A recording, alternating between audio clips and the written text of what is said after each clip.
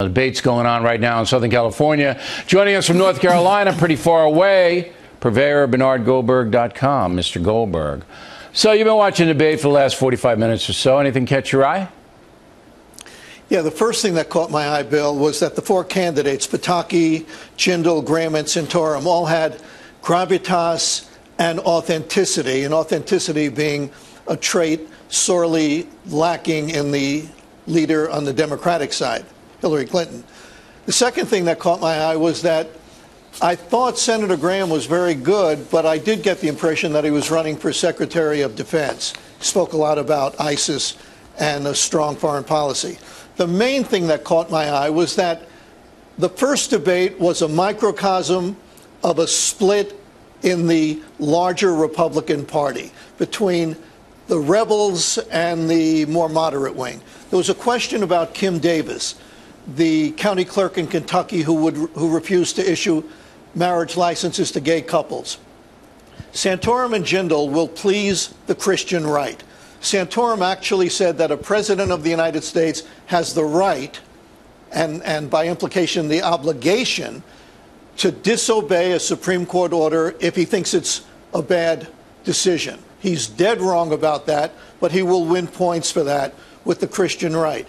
I thought that Pataki and Senator Graham were courageous in that they not only disagreed with Kim Davis and said, if you have a job with the government, your religion comes second to that job. But Pataki actually said he would fire her. So I think it's politically courageous when you say something as a politician that you know may hurt you with a significant portion of the party. Okay. In the primetime debate, the first half an hour was everybody attacked Donald. Do you think that's an effective strategy?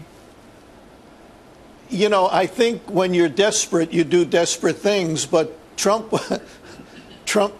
started attacking from the jump. I mean, somebody asked him a question about whether he had the capacity or the character to deal with nuclear weapons, and he attacks the looks of Senator Paul. What does that have to do with anything? He gave me the impression that he was up there looking like, why am I up here with all these losers? So it may be a strategy. It may be the only strategy they have to try to knock him down a few pegs. But I'll tell you this, Bill. I don't think Donald Trump can do anything that hurts him. I don't think he could do anything that among hurts his him. base, but he's got to widen that base if he wants to win a nomination. That's exactly right. See, the key poll at CBS this week, the key question was, is your mind made up? And 63%, I think it was, said no. And these are Republican primary voters. So that's right. So where Donald Trump has scored is that he has correctly identified the frustrations that millions of Americans have and says, I'm going to fix them. And people like that. But now he has to expand. He has to expand his base. He has to expand his frame of reference and say, this is how I'm going to fix them. But so far tonight, he hasn't done that. Right. But I find the people who support Donald Trump more interesting than Donald Trump.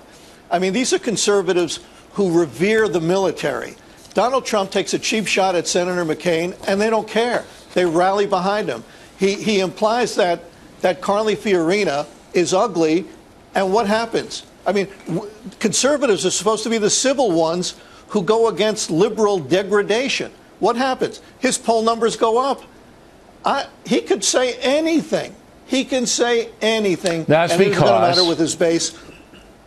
That's because it's like your kid. When your kid does something wrong, many parents will never admit it. All right? You know kids like that growing up, right? Right. Little Lenny. Little Lenny sets the cat on fire. Oh, little Lenny would never do that. Little Lenny's a Cub Scout and the nicest boy in the world. It's denial. Right. Because the emotion the parents have with little Lenny overcomes John McCain or Carly Fiorina. That's right.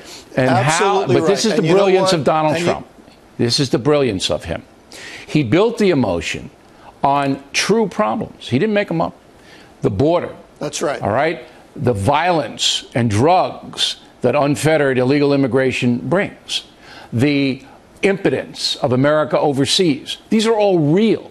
And Trump identified them, building up an emotional quotient inside his supporters that override John McCain or Carly Fiorina. That's what happened. That's right. That's exactly right. But I don't want Lenny in the Oval Office, okay? But he's reformed now, and he changed his name to Joe Biden. That was a joke. I understand the frustration. I understand that Donald Trump supporters and many other supporters, Bernie Sanders supporters, are sick and tired of politics as usual. But at some point, if you're a conservative, you don't accept somebody implying that Carly Fiorina is ugly, and you don't accept attacks on John McCain, who stayed in prison when he could have walked out. That's right. And I made that quite clear to Trump on his program, and Trump walked it back. But in the face of ISIS, in the face of unbelievable garbage going on in the immigration situation, those things are insignificant to Trump's base. Last word? You're right. And the question, as you rightly put it earlier, is will that base expand? If it does, he may be the nominee, and God knows he may be the next president. If it doesn't expand, it's over. Okay, but it's been entertaining while it lasted.